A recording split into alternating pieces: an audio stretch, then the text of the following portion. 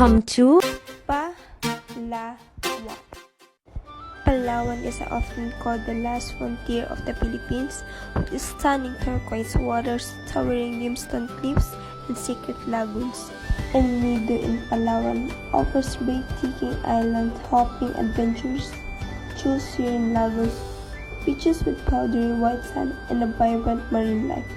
A paradise for adventurous beach lovers with both relaxation and exploration wrapped into one unforgettable experience.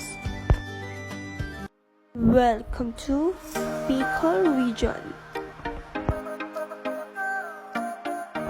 Bicol offers an authentic Filipino experience with a mix of natural beauty and culture.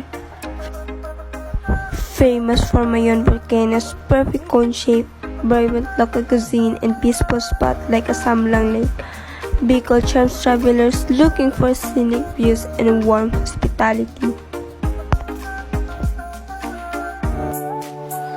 Camiguin Island, the island born of fire. Camiguin is a postcard-perfect island where you can hike volcanoes, trick jungle, and dive pristine water before unwinding on peaceful beaches. It's a less crowded paradise, offering both adventure and tranquility. Welcome to Bohol!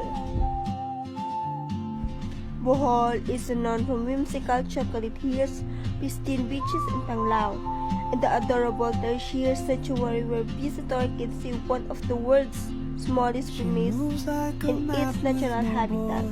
It's a perfect blend of nature and wildlife exploration. I see her boots at the corner cafe with a note. Welcome to Davao City.